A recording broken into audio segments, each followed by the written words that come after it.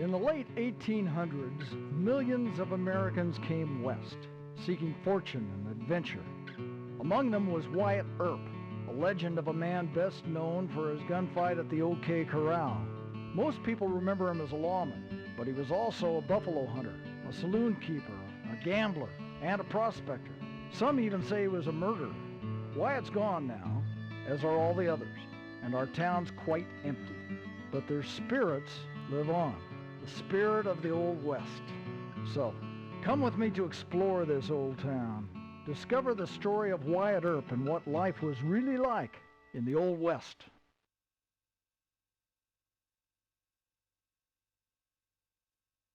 Howdy, partner. And welcome to Wyatt Earp's Old West. I'm George, and I'll be showing you around. This here's the signpost. Clicking it helps you to do a lot of things.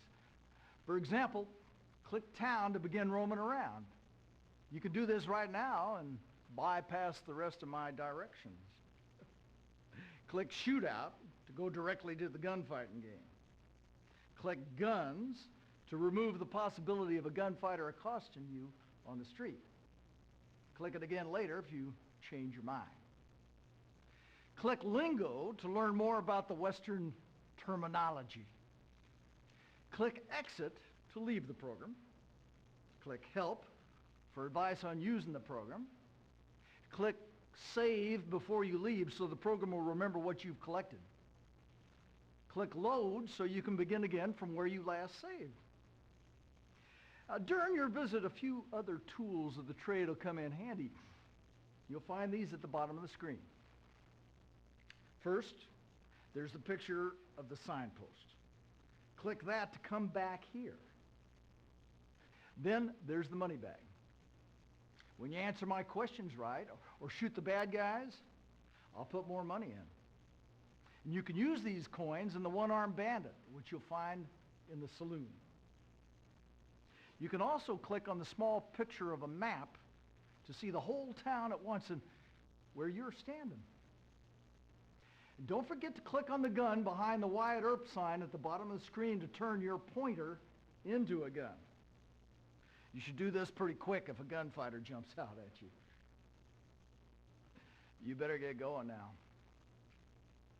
I'll see you soon.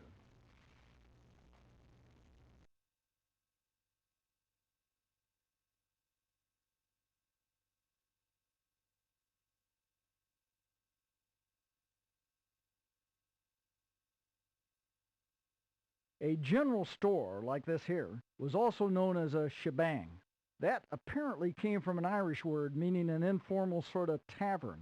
You see, this wasn't just a place to shop. It was also a place where folks could gather to drink and talk, even in dry towns. So, if you ever wondered where we got our expression, the whole shebang, well, now you know, partner.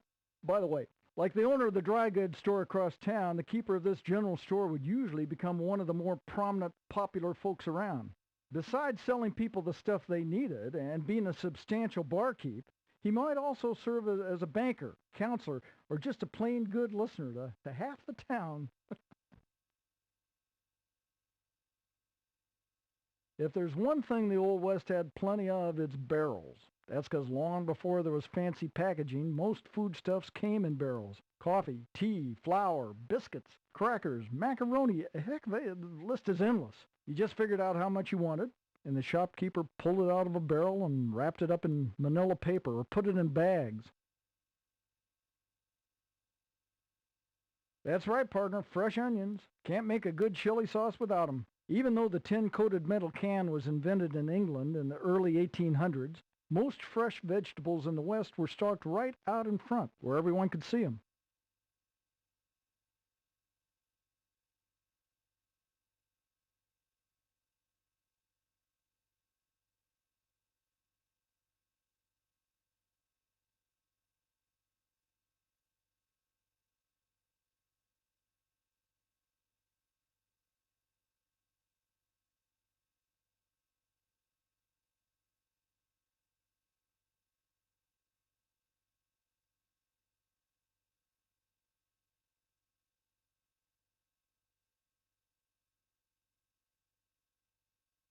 I'm over here, shooter.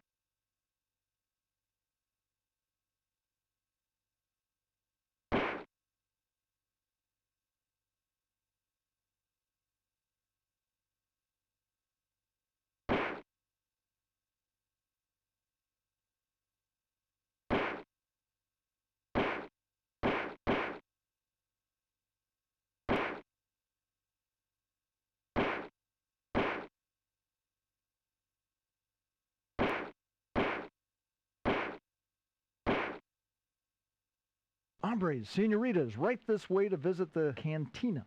And just click anywhere if you want to skip my little cross-cultural introduction. Mexicans in the Old West found themselves in a unique position. They lived their whole lives in the same place, maybe even the same place their parents or grandparents had lived, yet they were now foreigners. This was because after getting whooped by the U.S. in the Mexican War of the 1840s, old Mexico was forced to sell the gringos almost half its territory. For no more than $15 million, America got the states of Texas, Utah, Colorado, Arizona, and California. They don't roll land deals like that no more. Now, Wyatt Earp's town of Tombstone was in southern Arizona. The last jigsaw piece plugged into the old continental U.S. of A. way back in 1853. The town was close enough to the Mexican border that you could pay your bills in pesos. Still, Arizona's Mexican residents weren't exactly made to feel at home. Swindled out of much of their land and excluded from skilled trades, they were forced into poor-paying jobs like chopping wood, making charcoal, and other manual labor. Since there weren't no red carpet inviting them into the Anglos' watering holes, the town's Mexican folks are hanging out in places like this. And at this cantina, amigo, everybody's welcome.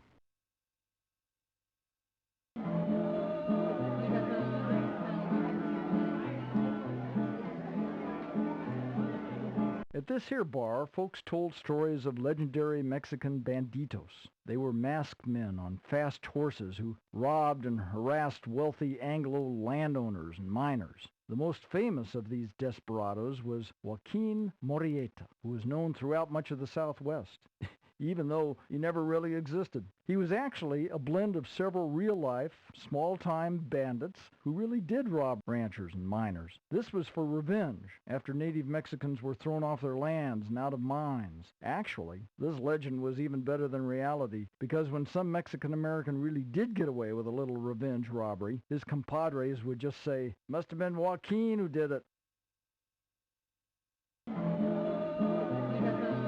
At this table, you might have found Wyatt Earp's arch enemies, the Clamptons and the McLaurys, looking for information. Their interest in Mexico wasn't cultural, it was cattle rustling. As the story goes, they used to steal a couple thousand cattle at a time down in Sonora. Then they'd bring them back up across the border and sell them for $3 or $4 a head.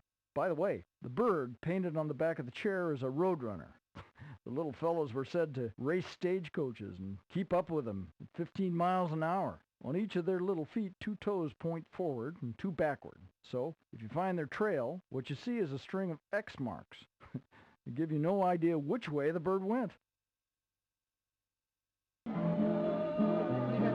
This piano might have provided the accompaniment for the folk ballads that were sung here. These songs told about the lives and deaths of celebrated vaqueros and sung the praises of the legendary guerrilla fighters who resisted the Anglo takeover of the Southwest. The ballads were called corridos, and you can still hear them sung today. During Wyatt Earp's later years, one vaquero you might have heard immortalized in a song was Juan Laibas. He won a silver trophy at the West's first organized rodeo in Prescott, Arizona in 1888.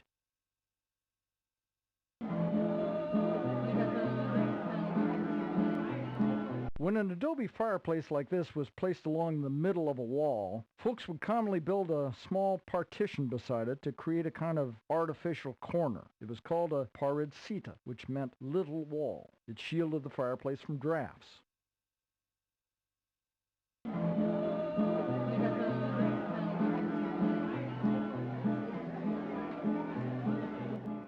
Here's a silver dollar for you, partner, if you can answer my question right.